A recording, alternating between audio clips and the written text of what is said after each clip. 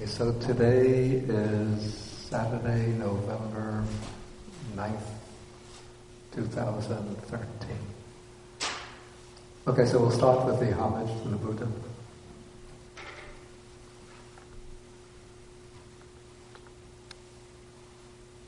Namo tassa bhagavato arahato sama sambuddhassa.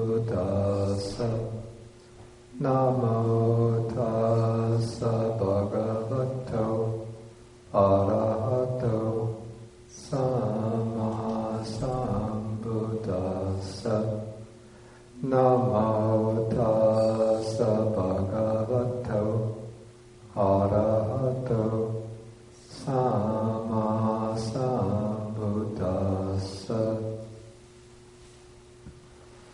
Good morning, everybody.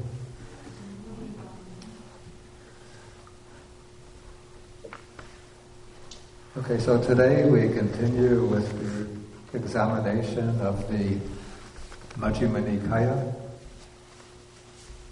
And today we'll be taking Sutta number 110. This is the shorter discourse on the full moon night.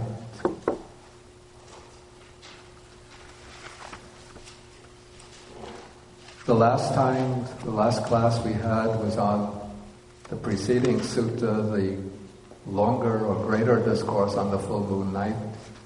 And that sutta dealt with a number of deep, perplexing philosophical questions about the nature of the five aggregates, the nature of clinging, and so forth. And this sutta is comparatively very simple and very basic.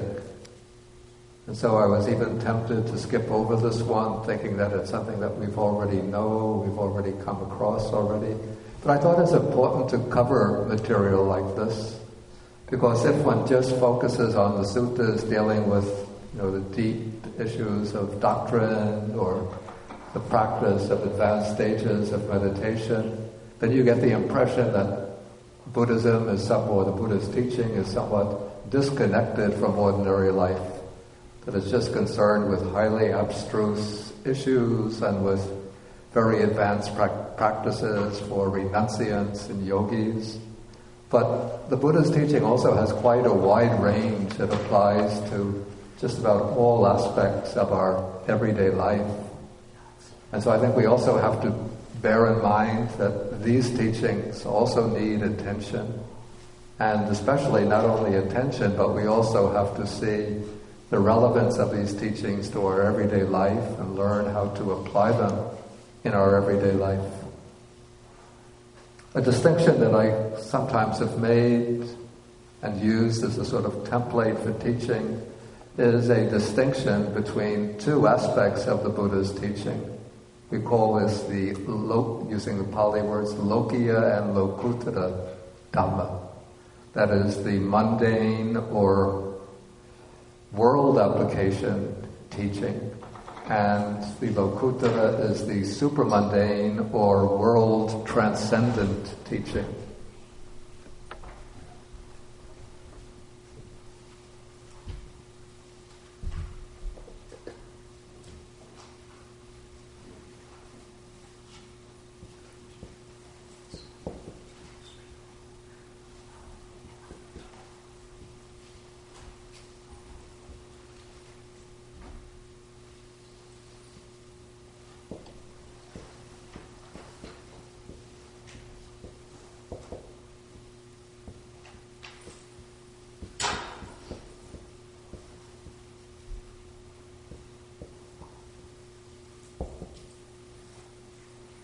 And then if we want to use a more elaborate scheme, there's a scheme that, I've encountered this in Master Yenshin's The Way to Buddhahood, but I think he derives this from earlier classifications in Chinese Buddhism. So the mundane teaching will be divided into the human vehicle and the celestial or heavenly vehicle.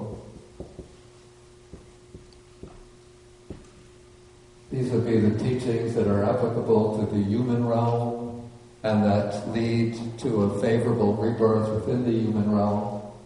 And then we have the celestial vehicle, the teachings that are conducive to a rebirth into the heavenly or celestial realms. Then we have the world transcendent teachings. According to the Chinese way of classification, we have the three vehicles of the disciples or Shravakas. The vehicle of the Pratyeka Buddhas, sometimes called the solitary or non-teaching Buddhas. And then we have the Bodhisattva vehicle. So the teachings that come under the world and the heading of being world transcendent, those are the teachings that are sort of unique and special to the Buddha Dharma, including the teachings on three characteristics, dependent origination, Four Noble Truths, and the practices that bring this world transcendent realization.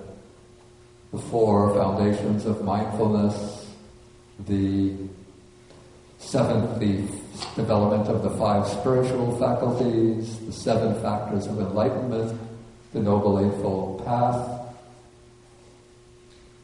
But what's important to realize is that to develop successfully the world transcendent teachings, one has to base them upon a secure foundation of the mundane teachings, which are the basic teachings in generosity, ethics, right attitudes, and even the what's called the mundane right view. So, many people, especially in the West, when they come across Buddhism, they get all excited about the very deep philosophical issues, like the meaning of emptiness, mind only, non-self, dependent origination. They want to practice intensive insight meditation, quickly get enlightenment. But when you come to the very basic, mundane teachings, they think boring, uninteresting, not essential. But the Buddha's teaching, we have to see, is something like constructing a building. If you don't have a secure foundation, you want to have some beautiful rooms on the second floor, maybe with a ornamental roof, with these sloping, maybe you design the roof in Tang Dynasty style, with curves, very beautifully designed. Then you have a pinnacle on the top, but you don't have a solid foundation. What's going to happen to the house?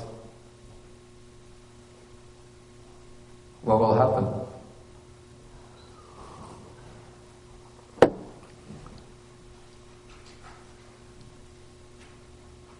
The house will start after 6 months, a year. The house is going to start to collapse, right? Or it's starting to decay and break down, and then it collapses. So if we want to build a solid, secure house, have to start with very basic practices and really make a strong commitment and dedication to these practices. And then one could build up the house story by story. And when you have a solid foundation, when the ground floor is solid with strong timber, steady, solid walls, well-designed scaffolding of the house, then you can build the second floor and put in your fancy rooms and build a very decorative roof and put a nice pinnacle on top of the roof. And so for this reason, when the Buddha teaches, when we come across the Buddha, sort of the outline of the Buddha's teaching that we encounter often in the suttas, we see that the Buddha teaches what's called anupubika kata. anupubakata. That is a graduated teaching, a step-by-step teaching. So the Buddha, when he's speaking to a new audience, he'll begin with the practices of dana, generosity, the practice of sila, of virtue, covering these quite extensively. Then he'll bring in the teachings on the heavenly realms, explaining how the practices of generosity and virtuous conduct can lead to rebirth in the heavenly realms. Then gradually he'll introduce the teaching on what's the text called the danger, the unsatisfactoriness in sensual pleasures, the benefits of renunciation. And then when the Buddha sees that the minds of the people who he's speaking to have become settled, calm, confident, trusting, clear of obstructions, clear of hindrances, then he introduces the teaching that's special to the Buddha. That is the teaching on the Four Noble Truths. Okay, and so in the sutta that is given, that we'll be looking at today, these are the teachings which you might say constitute the timber, the 2x4s, the planks that are going to form the foundation of the house of Dharma practice. These are very basic teachings. And it seems it's even a bit intriguing that the Buddha gives this discourse not to householders, but he's giving it to the community of monks on a full moon night. Usually on the full moon night, the Buddha speaks on profound subjects. But here he's speaking on these very basic practices.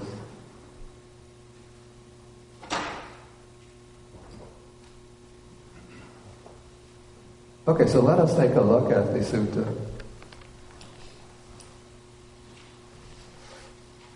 Okay, so here the sutta unfolds when the Buddha is living at Savatthi in the eastern part, in the palace of Vigara's mother.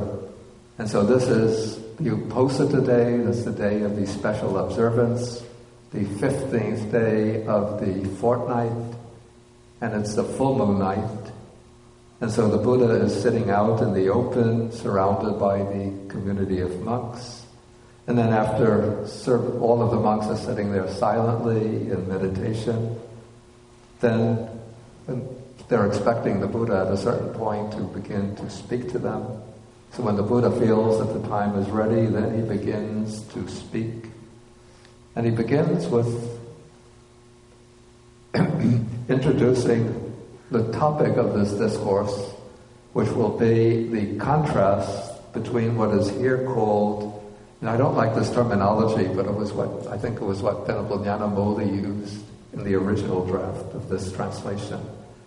It's the contrast between what is here called an untrue man and a true man. We have to remember that Venerable Nyanamoli was translating back in the early 1950s when the word man still stood for any human being. So now if I were to revise this, I would use, instead of man, I would use person. And I don't even like untrue and true. I think that's a little bit misleading or inaccurate or even unclear. Let's take the Pali words that are used here.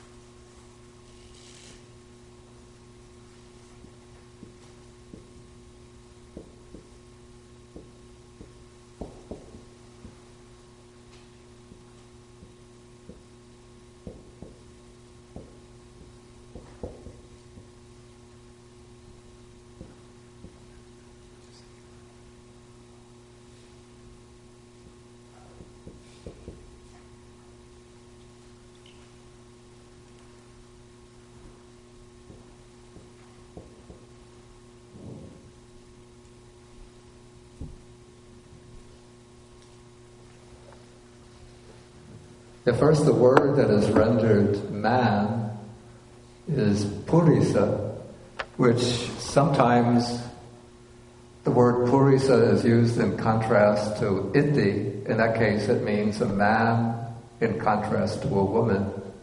But purisa can also function as a general word for any human being.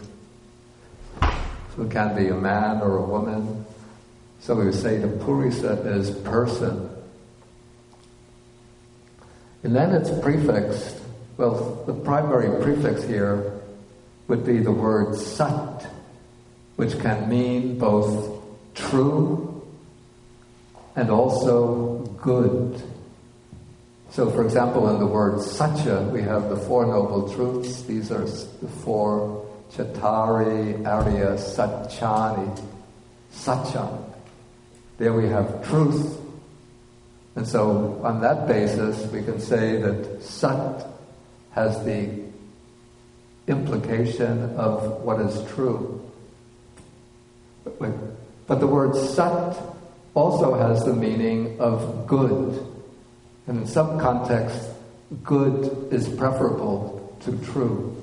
So I think here we could say that the contrast, the asapurisa, is the person who is not good, or we could say the bad person, and sappurisa is the person who is good, the good person. Yeah, I just want to note that the translation I have is person with no integrity, person of integrity. And I have this little afterward. Yeah, that is maybe a little more elaborate than is necessary. But I mean, it's on the mark, we could say. But to keep it very simple, we could just say a good person and a bad person. And what is significant in the use of this term, especially the term sappurisa, is that this seems to be a kind of ideal that the Buddha was setting up for people in the society of the period in which he lived. In the period in which the Buddha was living, in the mainstream society, because it was divided into the four social classes, which came to be later called the castes and formed the basis for the caste system. So we have the distinction here between the Brahmin, who is the priest, the specialist in the religious lore of the Vedas, the one who's entitled to perform the religious ceremonies, especially for the royalty, but even for everybody in their day-to-day life.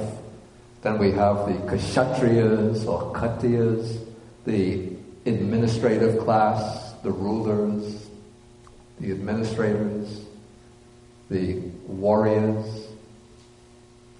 Then we have the Vaishyas, who would be the mercantile caste, the class of people involved in business, trade, also the people who owned large plots of land for cultivation of crops and cattle.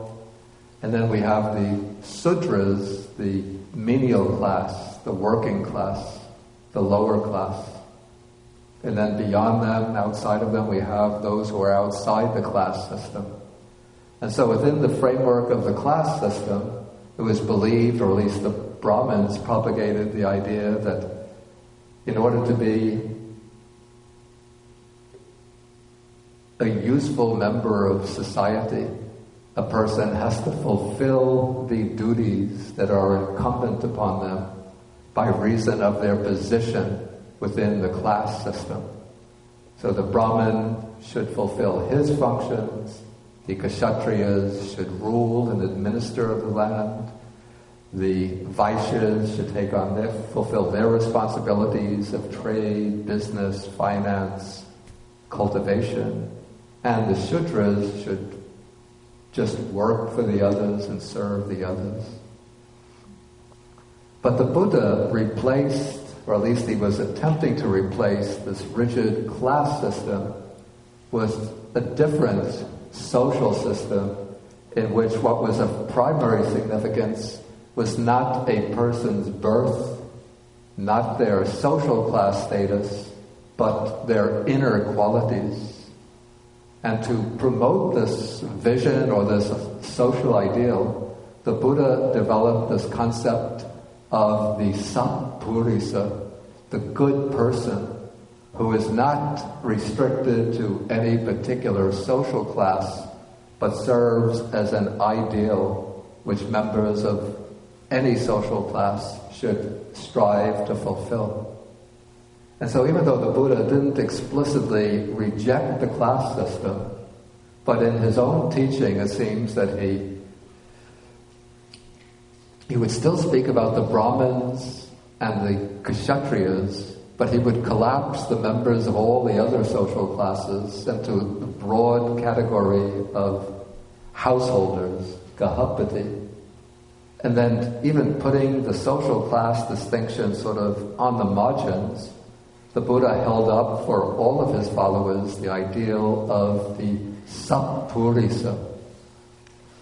And so for whatever one's class position within the mainstream society, one's worth as a person, one's worth as an individual is determined by the degree to which one measures up to the standard of the sappurisa. And so the sappurisa is not necessarily a noble one, not necessarily one who has reached the stages of noble realization, transcendent realization, because that probably would have been confined to a relatively small number of people in the Buddhist community. Of course, the Buddha set up the ideal standard as being the attainment of the 4 stages of realization. But for the great majority of disciples, the Buddha laid down guidelines which would direct them towards the ideal of the sappurisa, the good person, the person who is able to live effectively for his own benefit, the benefit of others, the benefit of society as a whole. And so in this sutta we could say that, or see that the Buddha is positing this contrast between people distinguished as either good or bad, not on the basis of their class position, not on the basis of whether they're fulfilling their social class obligations according to the rigid class system, but on the basis of certain other criteria that the Buddha is laying out, criteria which distinguishes one as either asappurisa, a non-good or a bad person, or sappurisa, a good person. And so let's see now how this theme is developed in the sutta. And it begins with a statement I find a little bit curious. I'll use my revised translation rather than the original translation here. So the Buddha is saying, monks, would a bad person know of a bad person? This person is a bad person. And then the monks say, no, Venerable Sir. And then the Buddha says, good. It's impossible, it cannot be, that a bad person would know of a bad person. This one is a bad person. Then he says, would a bad person know of a good person? This one is a good person. And the monks say no, and then the Buddha says, good, it's impossible, it cannot be, that a bad person would know of a good person. This person is a good person. I have to say, I find this puzzling, because there's a statement I think I've heard, circulating in America, that when a thief meets another thief, he knows right away that one is a thief. And I know, back in the days when I was a bad, mischievous student in class, when we had started a new class, come into the classroom and you look around and being a mischievous little student, I could look around and I could see which ones are going to be my companions amongst the troublemakers and which ones are going to be the ones we would call the brown noses. Do they still use that expression? Or maybe the Chinese students don't, the Chinese ones here don't know that expression. This is the one who tries to ingratiate himself to the teacher, or does the, brushes off the teacher's seat at the beginning of the class, gives the teacher the apple, brings an apple for the teacher in the class. So I come into the class and I could look at my pals, the guys who are going to be my pals, and the students that we're going to beat up after class. You're a psychologist, so you should be able to. Well, I was just wondering if what he was saying was that a bad person really doesn't know the difference between right and wrong.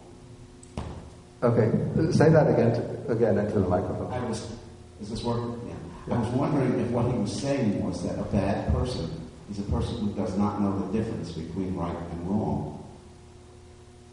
It doesn't seem that he's saying that here, because if that was the intention, he would have he would express that in a different way. He would say, does a bad person know what is unwholesome and what is wholesome, or what is bad or what is good? So it's puzzling to me, this statement. Does anybody have any ideas about this?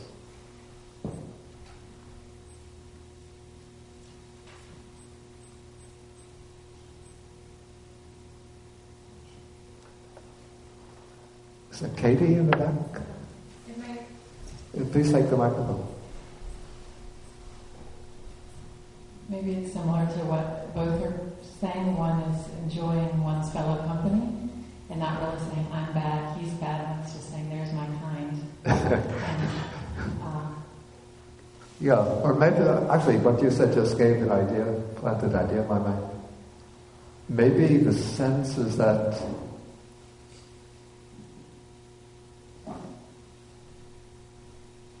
maybe also this will tie in what David suggested. That the bad person, he'll know who the bad person is. He'll know that this is the one that either he's going to team up with, or the one that he's going to treat as a rival if they're both in a competition for some position. But he won't recognize the fact that what they're doing is bad.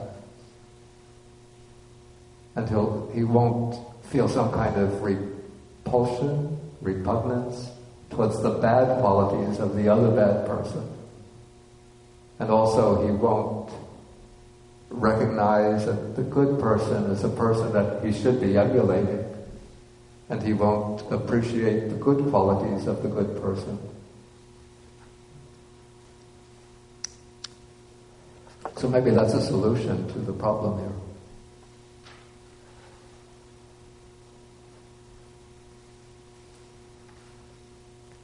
Okay, so now the Buddha is going to now enumerate a number of features that distinguish the bad person as being bad.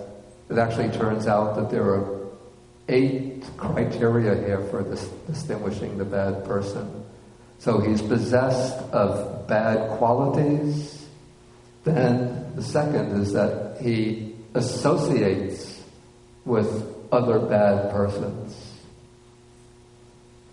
The third is that here it's translated, he wills, or we could even say he thinks as a bad person.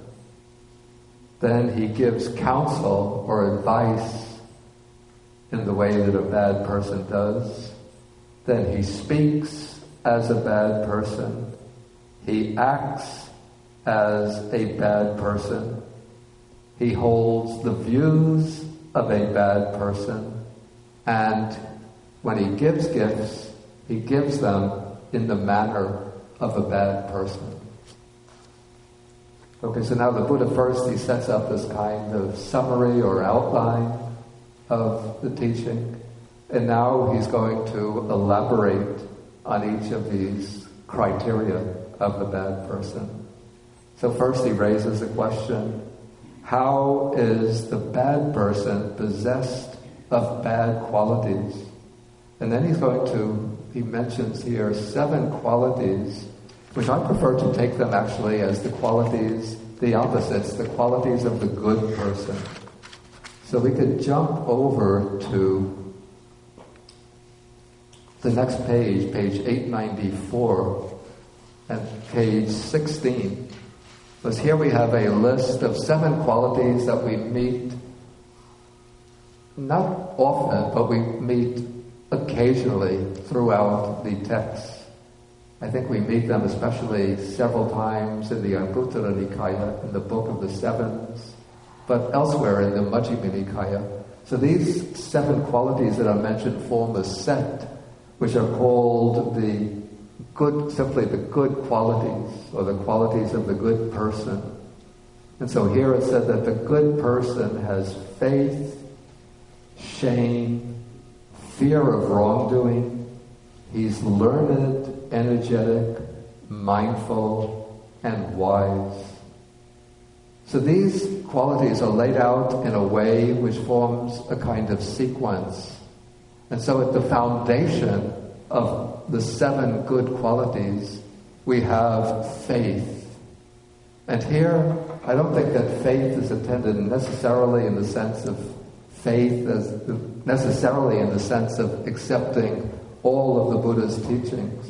But what I understand by this term is a basic faith in the fact that there is a law of goodness, a universal law sort of operating behind the scenes, which will support a good person in their endeavors to fulfill goodness, a law which will bring happiness, fulfillment, spiritual development to a person who devotes himself or herself to the good. And so having faith in this sense is not restricted, I would say it's not restricted or confined to specific Buddha's faith, but I would say like a person of any religious conviction or even of no religious conviction at all who still believes that there is value, benefit in doing what is virtuous and wholesome will have this kind of faith. And this would be contrasted to the attitude of the bad person who would take the position that there's no point in doing good, no point in avoiding evil, that there are no consequences of one's actions, that one could behave in any way oneself, one could behave in any way one wishes, and especially who thinks that they can behave in bad, evil ways and get away with it when nobody knows what they're doing. Okay, on the basis of faith, a kind of trust in the power of goodness, then one has, or there emerges 2 other qualities which are always paired in the suttas, which work together as a team. These are the qualities which are called in Pali hiri and ottappa.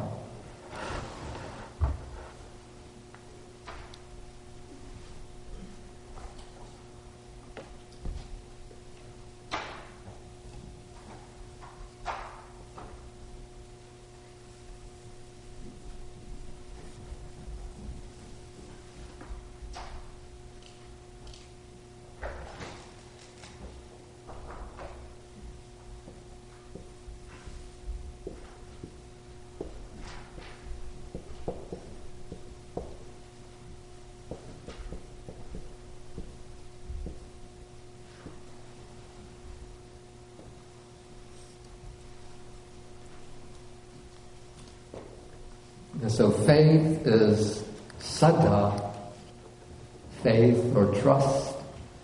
then based on this faith and trust, there arise these two qualities, hiri and ottappa, which the Buddha calls these two qualities the guardians of the world, the lokapala, the two qualities that protect the world. And these are the two qualities which are the basis, well, you could say that the roots of ethical behavior, the roots of moral behavior. What is called hiri, when we translate it as shame, a sense of shame, it's a little misleading. Because the sense of shame is something that usually arises when we've committed something bad or unwholesome. Then afterwards we feel some embarrassment about it. And that's the ordinary significance of the English word shame. But hiri is a quality that operates, it has a kind of anticipating role. It's the quality that prevents one from doing something unwholesome, something unethical, from the realization that by behaving in this way, one will be losing one's self-respect, one will be detracting from one's own inner dignity, that one will be creating a blemish on one's own character, or that one will be blocking the full flowering of one's potential nobility of character. And so hiri is an inward voice that tells one, if one behaves in such a way, if one engages in such behavior, one will not be able to live comfortably with oneself. One will be soiling the potential purity of one's mind. One will be creating inner obstacles to one's spiritual development. Now, this quality of hiri is paired with this other quality called ottappa, which comes from a root. The root of the word ottappa is the middle three letters tup, which means to burn. And so tappa, ottappa, means, here it's translated, fear of wrongdoing. We might also translate it as moral dread. And this is the quality, the inner voice that prevents one from doing wrong, what's unwholesome, what's ethically bad, from fear of the consequences, from a fear that, for example, if other people find out what one has done, then one is going to be blamed and criticized by others, rejected by others. One becomes a social pariah, a social outcast. Or it can take the form of fear of the consequences, fear that if it's something that's really bad or unwholesome, illegal, that one will be caught by the law and be arrested and have to serve time in prison. And then also, this fear of consequences is coupled with an understanding of the law of karma. So one realizes that if one does something unwholesome, even if one cannot get away with it in the face of society, if one thinks one is clever enough that one can conceal one's wrongdoing so nobody will discover and punish one in this world, one still has to face the consequences of the maturation of one's karma. That the karma, the unwholesome karma created by that immoral, unethical action is going to catch up with one and bring an unhappy rebirth, bring misery and suffering in the future.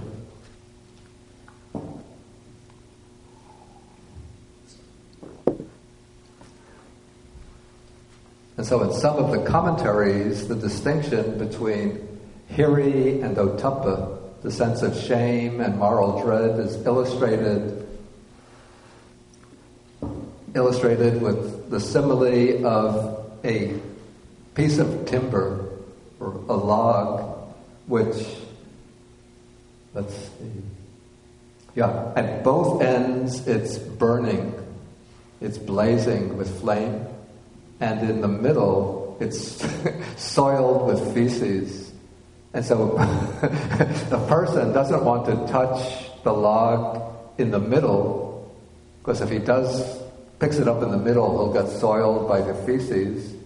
And he doesn't want to pick it up on either end, because if he tries to do that, his hand will get burnt.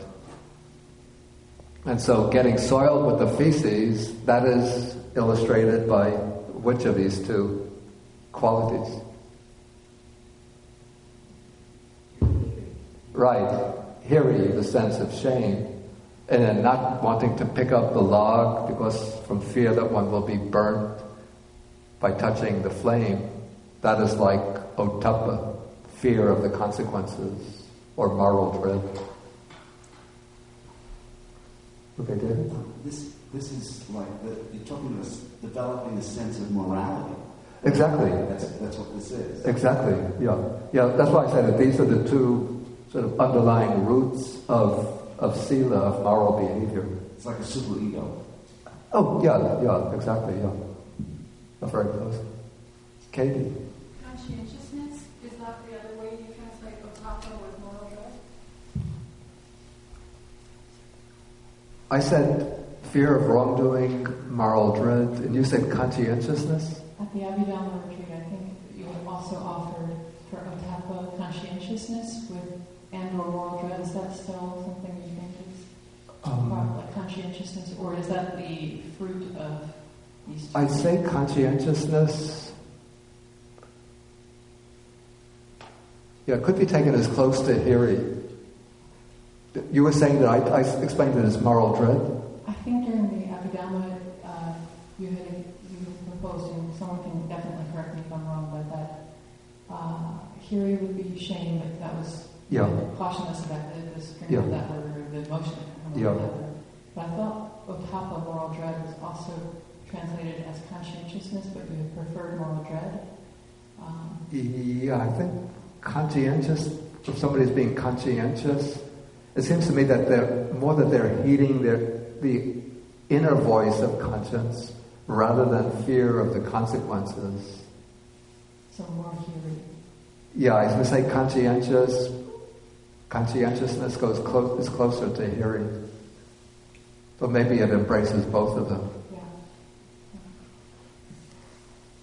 Okay, so let's continue now.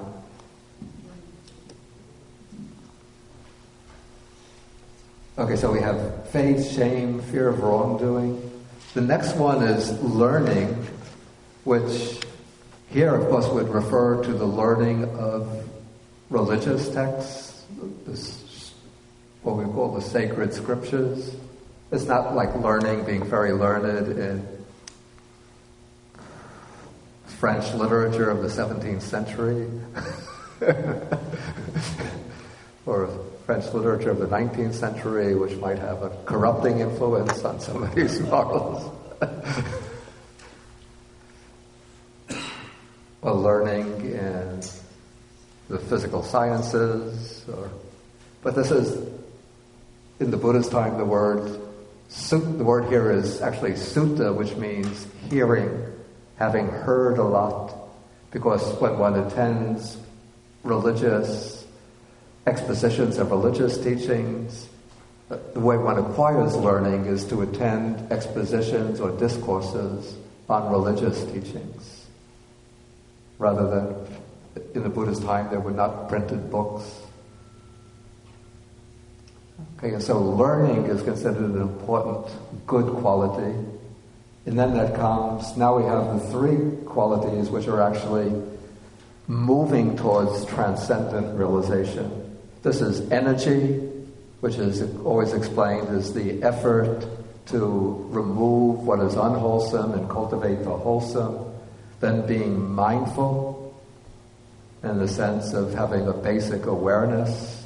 Probably here, maybe we could say mindfulness is intended more in a moral sense than in the meditative sense. So being mindful, say, of one's states of mind, one's motivations, being mindful of what one is doing so that one can restrain oneself from doing what is bad. And then having wisdom, which at the most basic level is the wisdom to be able to distinguish what is unwholesome, what is wholesome, and to be able to distinguish, to know, to understand what are the underlying motivations of unwholesome behavior and the basic motivations of wholesome behavior. So, for example, it would include the understanding of the 3 unwholesome roots of greed, hatred, and delusion, the 3 wholesome roots of generosity, kindness, wisdom, understanding what are the 10 ways of unwholesome karma, the 10 ways of wholesome karma. So it's from that fundamental, practical, ethical wisdom that the higher wisdom will emerge and develop.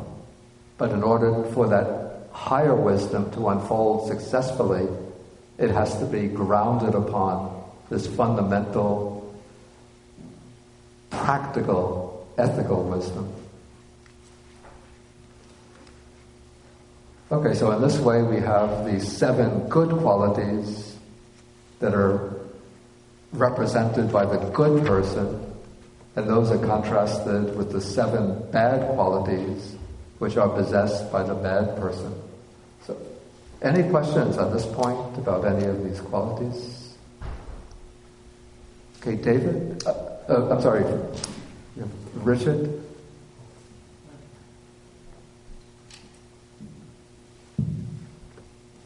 Yeah, I'm puzzled by the relationship between paragraph 15 and 16. That is, they're both are designated, they're 2 sets of 7 good qualities, but I'm not sure whether 16 is redefining or giving parallel terms for 15, which doesn't seem to be the case, because in 17 through 23, when they're described one by one, that relationship isn't borne out. That is, it's not parallel. Instead, there were sort of selections from 16 that are applied to the elements of 15. Let me say that. And so, 15 is sort of, 15 is the counterpart to number 4. So 15 is laying out the outline, or we could almost call this the table of contents. 17 to 23. Right. But then exactly what is 16? Why are those 7 terms, also called good qualities, selected when their application in 17 to 18 seems erratic or arbitrary in some way? It's where the systematic part is in 15. Just what is the list of 16? What is the connection between 16 and, for that matter, both either 15 or 17 to 23? Okay, as I said, 15 is laying out a kind of table of contents or an outline of, there are 8 factors that are mentioned here. Now, one of these factors, the first one, is possessing the 7 good dhammas. Now, some of those good dhammas are going to enter into the exposition of the later criteria of the good person. But the 7 good dhammas is a separate set within itself.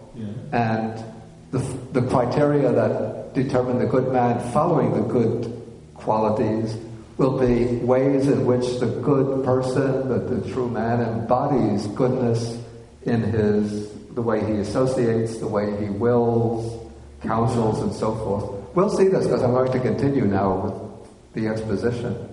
So maybe it will become clear as we go along. Okay, so let's go now from the true man or good man possessed of good qualities. Then we have, how does the good person associate as a good person? In other words, what kind of person does a good person associate with?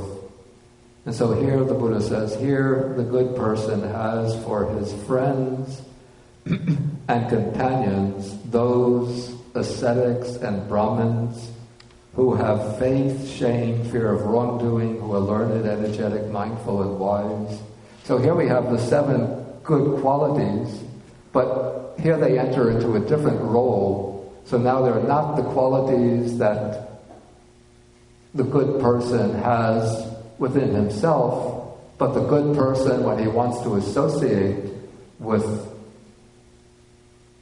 ascetics and Brahmins, perhaps this would be like the lay person, what kind of qualities is he going to look for in a spiritual teacher? Is he going to look for the teacher who drives around in a Mercedes-Benz or a Rolls-Royce and has lots of, dazed-eyed disciples looking at him and saying, sadhu, sadhu, sadhu, and then he's charging, $1,000 to attend one of his retreats and living on a beautiful island that they've bought and surrounding himself with beautiful young women and then keeping flasks of Johnny Walker black whiskey. Is there such a thing? Or is it going to be a person who has these qualities? So the good person, when he associates, he's going to associate with the person who has the good qualities. So he'll look at the various spiritual teachers and then try to find the spiritual teachers who have these good qualities. And I think the Buddha mentions this here because in many other suttas, the Buddha emphasizes the importance of establishing right association. So we have even at the beginning of the Mangala Sutta, Sevanacha Bhalanam Panditanancha Sevana Pujacha Pujaniyanam Etang Mangalam Uttamam. So one avoids associating with foolish people, one associates with the wise, one honors those who are worthy of honor. And then we have the famous teaching of the Buddha where Nanda comes to the Buddha and says, so far as I understand, the spiritual life, 1/2 of the spiritual life is noble friendship. Then the Buddha says, don't say that, Ananda, don't say that. It's not 1/2 of the spiritual life, but the entirety of the spiritual life depends on noble friendship. And what is the reason for that? It's through noble friendship that one learns to develop in that sutta all of the 8 factors of the Noble Eightfold Path. Right view up to right concentration. So if you're going to get good guidance, reliable guidance, you have to associate with those who embody and represent good qualities in themselves.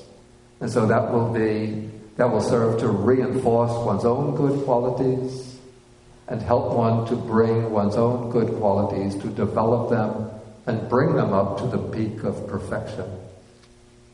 Or at least if not to the peak of perfection, at least to make them stronger than they are at present.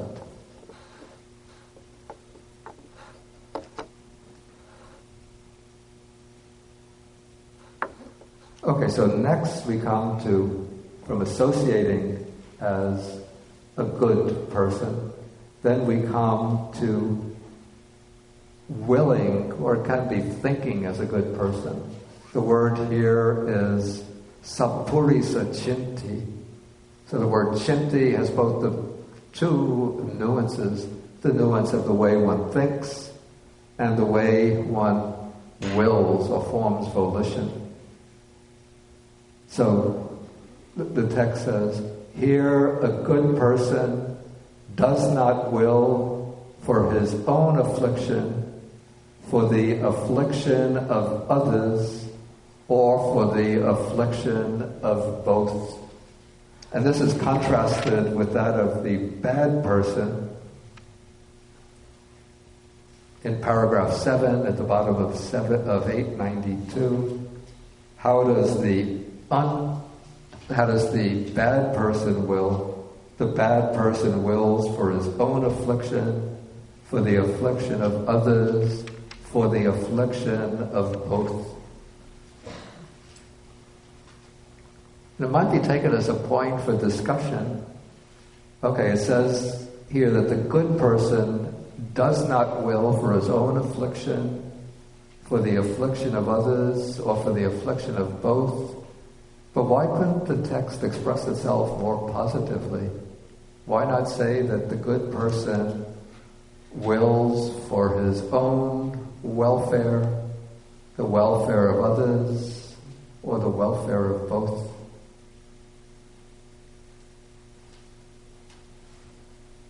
Any thoughts about this? It could be expressed just as easily, just as economically. What is your name? Phil. Phil, okay. Perhaps because... If you put them... Did you get the microphone? Okay. Perhaps because the sense of self at this point is not willing. It's more harmlessness. There's not a sense of ego willing. It's more of not doing, of non-doing. Okay, that's possible. Anybody else have any ideas? Okay, Bowe has some idea. Please. Because many, more often in fact, many afflictions are caused, are done in the name of benefiting others.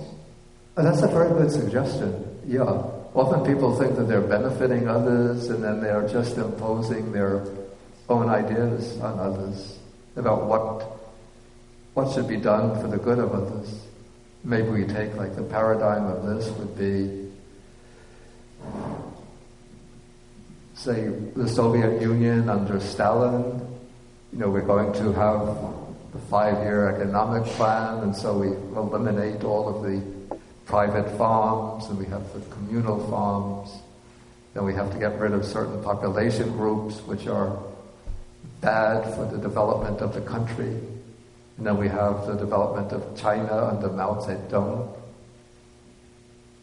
They all think that they're doing good, but they're doing what is harmful. Any other ideas? Okay, Jim? The wealthy may cause the people to attach to it and grasp on it. But affection is kind of to reject it eventually. Okay, that's possible too. I don't have like one definite answer in mind. I'm not like testing you to find out, are they going to get it right, right or wrong? Just to see what ideas. Please. You can stand up. So. It might mean that it defines a bigger set. Like in mathematics, you have true and not true. So not true is also a bigger set that just simply say false. Oh, that's actually a very interesting point. So a Buddha who attained enlightenment for himself, so not necessarily helping others. Okay. We'll take Richard's and I will give my idea, which has to be the right one. I'm wondering, what's the relationship between will and mental formations? Is he treating will this way because in other contexts he uses will as something essentially negative? No, I don't think the Buddha ever uses will itself as essentially negative. Oh, okay. What are the word what's the word for will, and what's the word for mental formation? Okay, here in this passage, the word that's used is chinti. Where's my...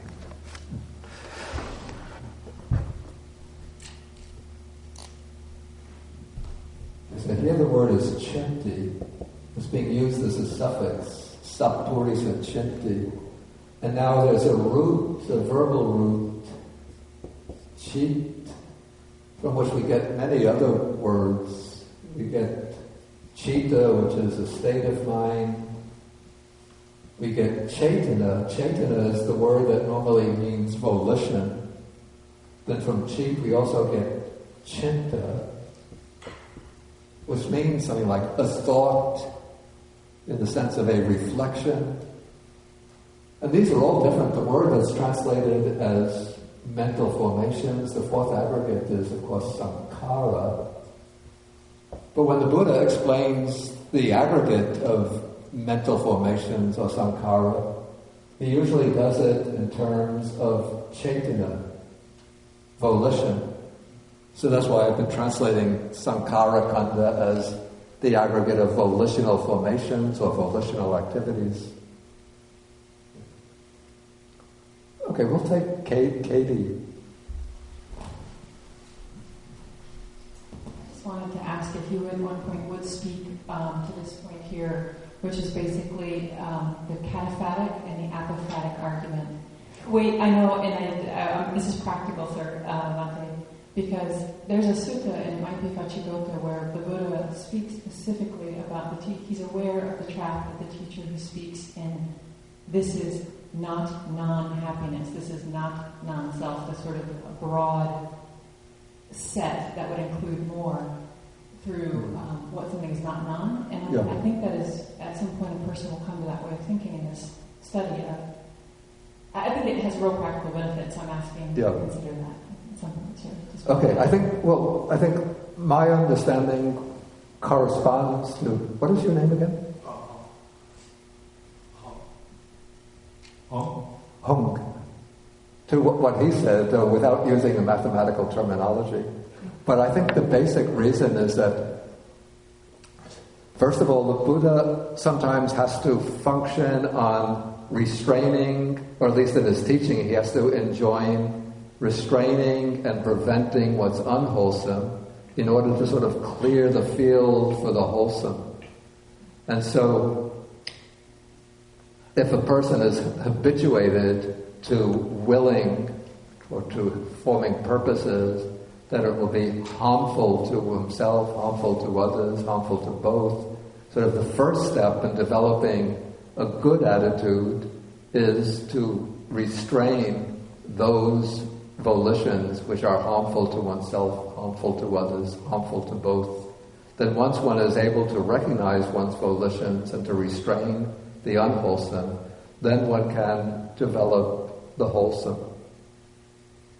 Another explanation as possible is simply that often an Indian way of style of expression is to use negative terms for ideas that actually in practice have a positive content.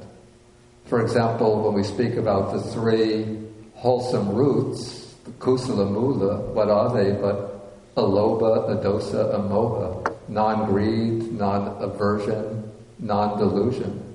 But, well, in a sense, non-greed has quite a broad range. So it can include qualities ranging from generosity through service to others to renunciation, being able to give up the objects of attachment. And non-hatred, non-aversion, like a positive manifestation of it is loving kindness, but a person who has non-aversion doesn't necessarily go around all the time, may you be well and happy, may you be well and happy. But the important task is to control anger, resentment, hatred. But always when they explain what is meant by non-delusion, the text always equated it with panya, with wisdom.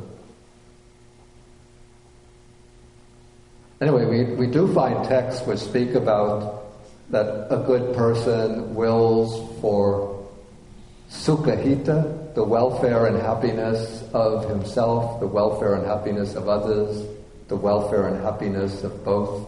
So there are, both kinds of texts. But I think at the outset, the fundamental task is to begin one's training by restraining the impulses to harm others, to do things that are harmful to oneself, to do things that are harmful to both. Okay, let's continue.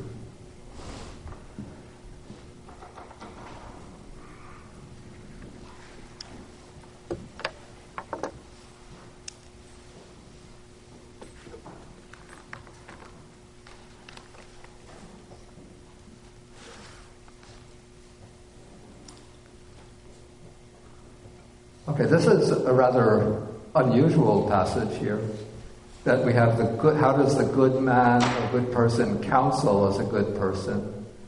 And here the good person does not counsel or give advice to others for his own affliction, for the affliction of others, or for the affliction of both.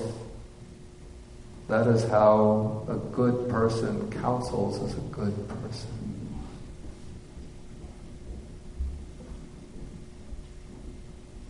I'm trying to see how this works in actual practice. Somebody comes to me for advice and says, I'm having some trouble with my wife, or I don't want to get into marital issues. I'm having some trouble with my children. I want I want my son to be a doctor, but he wants to study political science or philosophy. So what should I do? What can I do to get him to go on and study medicine? So I have to give him some advice. How do I go about doing this?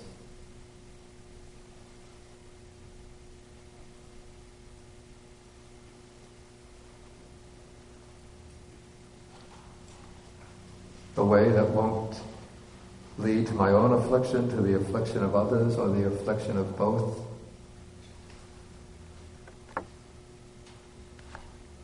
The mother, usually it's the mother, especially in Jewish families. I want my son to be a doctor. I won't be able to live with myself if he doesn't become a doctor.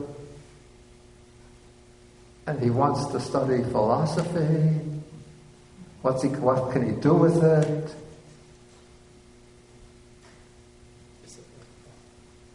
How do I advise him? Do we have any philosophy majors here? I see at least two of them. Also yourself, Bhante. Three of us. I don't have a mirror. Three of us, yeah.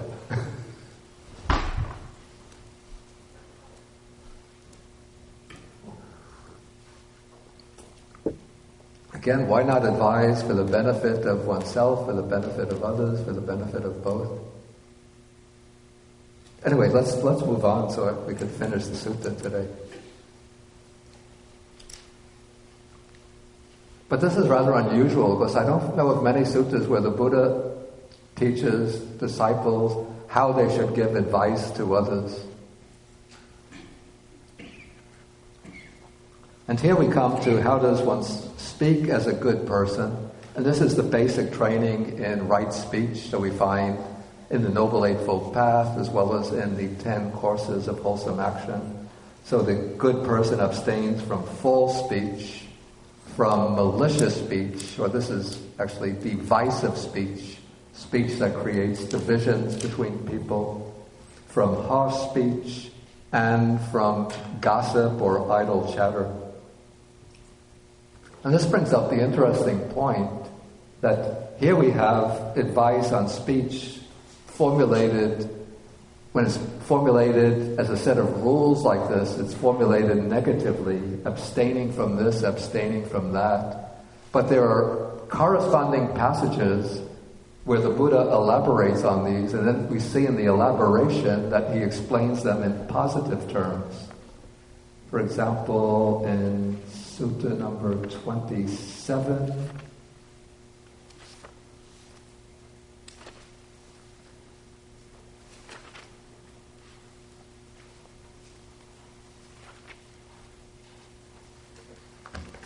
this would be like on page 273.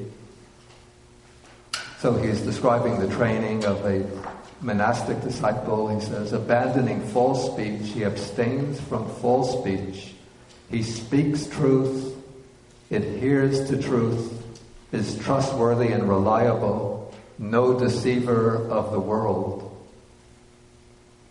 And then abandoning malicious speech, he abstains from malicious speech. Then it continues, thus he is one who reunites those who are divided, a promoter of friendships who enjoys concord, rejoices in concord, delights in concord, one who speaks words that promote concord. Then the third one, abandoning harsh speech, he abstains from harsh speech. He speaks words that are gentle, pleasing to the ear, and lovable, words that go to the heart, courteous, desired, and agreeable to many. Then abandoning gossip, he speaks at the right time, speaks what is fact, speaks on what is good, speaks on dharma and discipline, speaks words that are worth recording, reasonable, moderate, and beneficial. So when we have negative formulations, we should understand that they have to be taken together with the positive counterparts.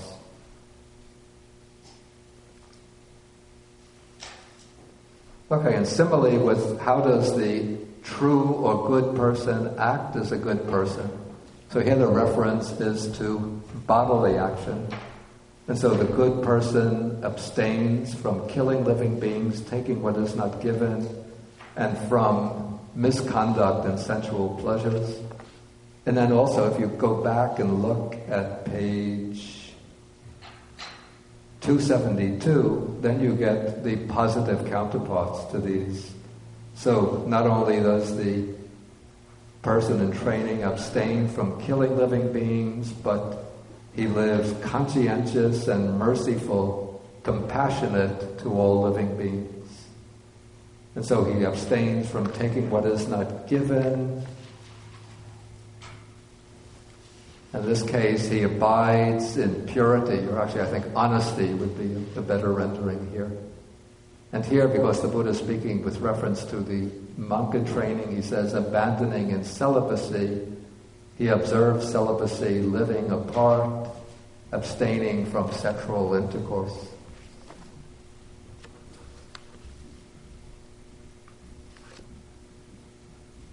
Okay, so this takes care of, we say that this is the component of right speech and right bodily action. And now we have the basic or fundamental right view. So how does the true man or the good person hold views as a good person, or the views of a good person? And here the good person holds such a view as this. Okay, there is what is given and what is offered and what is sacrificed. Again, this requires some explanation. So, because it's just an objective fact that if something is given, it's given. But the underlying understanding here is that one practices giving, charity, generosity. One is in some way creating some merits which are going to come back and bring some personal benefit. That there's some kind of moral value in the act of giving, which is connected with the law of karma. And so this is naturally followed by that there is fruit and result of good and bad actions. That there is this world and the other world. Of course, no one can deny that there is this world, but the point here is that part of right view is accepting that there are other realms of existence beyond this realm in which we're living. And from the perspective of beings in the other realms of existence, this realm exists as a possibility of rebirth. That there is mother and father. Of course, nobody is going to be denying that there are mothers and fathers, but the point here is that what's being affirmed is that there is an obligation to serve one's mother and father, or that one has a responsibility to look after one's mother and father, that there are certain objective duties which are incumbent upon one in looking after, taking care of one's mother and father. There are beings who are reborn spontaneously. I mean, this is one of the modes of rebirth, according to the Buddhist teachings, that there are different ways in which beings are reborn, and in certain planes of existence, beings come into existence spontaneously, without parents, but they just arise, I guess, through the projective force of karma. When they pass away, say, from the human realm, if they're destined to be reborn in the heavenly realms, then just through the force of the karma, they just arise or spring up into existence, rather than through the sexual union of parents. And I think in the lower realms, the hell realms, beings are reborn spontaneously there. So I wonder if somebody is skeptical of the existence of beings who are spontaneously reborn, does that mean they have a wrong view? Okay, and then there is the part of right view is the belief that there are good and virtuous ascetics and Brahmins in the world who have realized for themselves by direct knowledge the nature of this world and the world beyond, and declare them to others. And so probably this aspect of right view involves accepting that when virtuous ascetics and Brahmins declare that they've understood at a deep level the nature of this world and the existence of worlds beyond this present one, and speak about, for example, the way of existence in those worlds, the courses of conduct that lead to existence in those worlds, then one has some kind of trust in them. So all of these are considered aspects of right view. And this is spoken of sometimes in the text as the mundane right view, which is the forerunner or precondition for the supramundane, world-transcending right view. And to see sort of the significance of this right view in the Buddhist path, one could contrast it with what's taken to be the wrong view, the mundane wrong view. And this is found on the previous page, 893, paragraph 11, so that the bad person holds the view that there's nothing given, nothing offered, nothing sacrificed. So the bad person is saying that there's no point in giving, no point in making offerings, no point in charity. You know, when you die, that's the end, everything is finished at death. They take the body to the cremation ground, burn it, and all that remains are ashes. Whether you are a generous person or a miser, a so-called fool or a wise person, at death everybody is just wiped out and eliminated. So no point in doing anything good like practicing generosity. So then there's no fruit or result of good or bad deeds, no worlds beyond the present one, no life beyond the present one into which one can be reborn. No use looking after your mother and father, let them look after themselves. No beings who are reborn spontaneously. And those so-called good and virtuous ascetics and Brahmins in the world who are speaking about the nature of the world and the world beyond, they're just hucksters out to make an easy living. What they're saying, a lot of humbug. Don't believe it.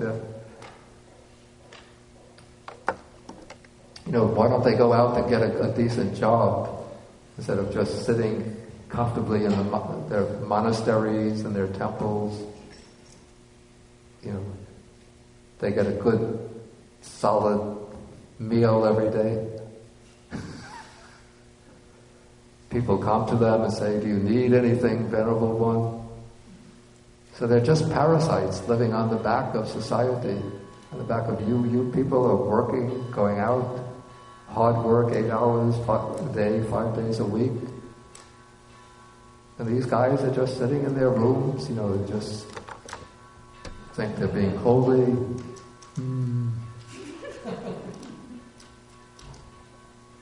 Then they get up all sanctimonious and say, "You should do good deeds, you should make offerings to the Sangha." So don't believe them. Okay, so those are considered aspects of wrong view.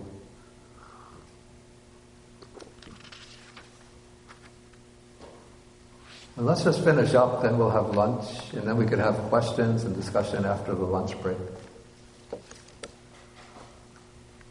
Okay, so then we have, how does the true or the good person give gifts as a good person? So the good person gives a gift carefully, or satkachang. Also, this could be rendered respectfully. He gives it with his own hand. So this is, it's considered like the mark of, like the aristocrat will tell the servant, "You give the gift."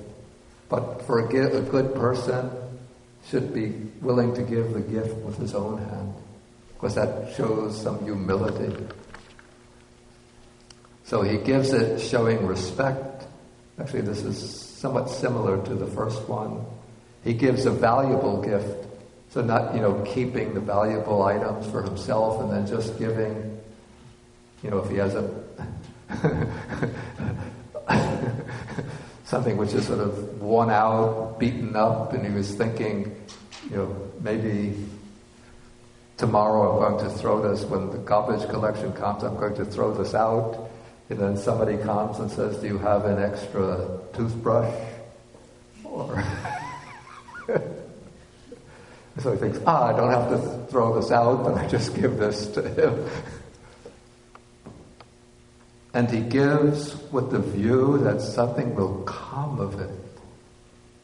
Maybe some people will find this a little disturbing. Isn't this sort of like a little bit like you're thinking, well, when I give something, is it going to be a good investment?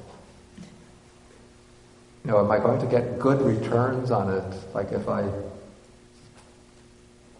invest in the stock market, am I going to get some good dividends on that investment? So when I make a gift, am I going to get some good returns on it, some good karma that's going to come? So I was going to say good karma. Yeah. David?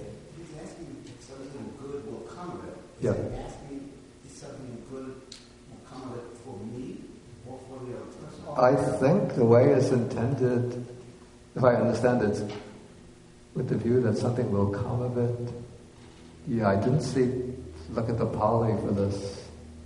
But I think the idea is that there is going to be some benefit coming back to oneself. And I'll just explain the way I understand this. That there's a difference between giving with the view that something will come of it, which means recognizing that the law of cause and effect is working objectively, and giving with the desire to get something in return. And I would say that giving with the desire to get something in return is giving with some degree of greed associated with the act of giving. So in that case, one is seeking one's own benefit. Giving with the view that something will come of it is giving with the recognition that the gift does create the wholesome karma which will come back in some way beneficial to myself, but at the same time that one is giving, one should be detaching oneself from the desire for that benefit. So there is also a certain degree, I would say, in which when we give or do other wholesome actions, I'd say it's justifiable in wishing to have good results come from it. Not in the sense that I give because I want to become a multimillionaire, or I praise others because I want as a karmic result to be praised in return, or I observe precepts because by doing so I'm going to be free from illness and have a long lifespan. Well, maybe that's a justifiable reason. Okay, but I'd say as a person who's a human being now, I want to come back into the human realm, or maybe some people want to have a rebirth in the heavenly realm, in order to have the opportunity to continue to practice the Dharma. I want to generate enough merit so that I'll come into contact with the Dharma early in my life, and have good conditions for practicing, so that I'll be free from illness. Like right now, like I have a chronic head pain condition, which is a big obstacle to my practice. And so maybe this is the result of some bad karma, and I don't want to get it to, if I were to hear, learn that as a result of some karmic deed that I did in the past, I'm going to have to endure this headache for 7 lives in the future. I'll throw up my hands and think, oh, what misery. Is there something I can do, some kind of really powerful, wholesome karma that will counteract that, so that at least in my next life I won't have this head pain? And so there seems justifiable reasons for wishing to have good results from good deeds. So it's not all just, calculating from a rather egoistic and narrow, selfish point of view. And also, when we have good conditions for ourselves, then we can benefit others more effectively. So I might, in giving, might want to become wealthy myself, not so that I can have a mansion and 5 cars, but if I'm wealthy, well off, then I can do more deeds that will be of true benefit to others. Okay, so let us wrap up the discussion for this morning, and we can adjourn for the lunch. And then we can come back at, say, 12:15, and then we can discuss questions, problems, thoughts that arise from the sutta. Okay, so we end with the sharing of the merits.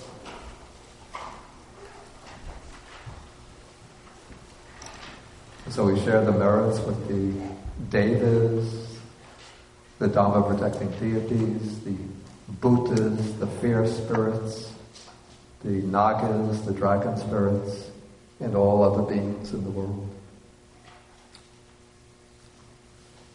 Akasata Jabhumata Deva Naga Mahidika Punyantang Anumodita Chiram Rakantu Sasanam Akasata Jabhumata Deva Naga Mahidika Punyantang Anumodita Chiram Rakantu Desanam Akasata Jabhumata Deva Naga Mahidika Punyantang Anumodita Chiram Rakantu Mam Param Etavadacham Hehi Sampadam Punya Sampadam Sabbe Devanumodantu Sabba Sampati Siddhya Etavadacham Hehi Sampadam Punya Sampadam Sabbe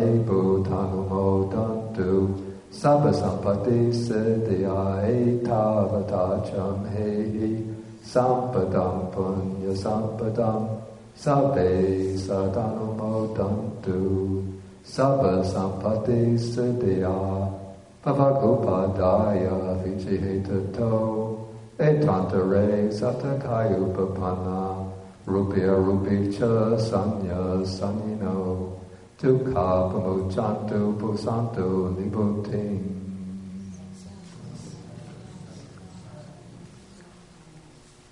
Just two short announcements. Next weekend I might be away, so we won't be having a class next weekend. That's the 8th, 9th, this is 16th. We have the next class on the 23rd, and even though there's the meditation retreat, but the registration starts in the afternoon, so we can have the class in the morning. I'm not sure whether we have it here or if they arrange this room for the meditation retreat in the morning, then we can meet in the library for the class. That will come with the announcement, when the announcement is sent out. Then tomorrow afternoon we have David Loy, who's right here, right now. He will be giving the public lecture in the library series on the theme of Buddhism and the West. How is it? Why Buddhism and the West need one another. David is one of, I would say, our foremost American writers on the encounter between Buddhism and modernity, modern Western civilization. And I'm sure his talk will have very stimulating and deep insights into this issue. So I encourage you to come to the talk. It will be at 2 p.m. in the Uru Library. And I noticed that on the website there's registration for the talk. And so if you want to be sure of having a seat, because already we're expecting 50 people to come for the talk, you might go to the office in the big Buddha Hall to register for the lecture. Did I cover everything? Okay, so we'll end with 3 half bows to the Buddha.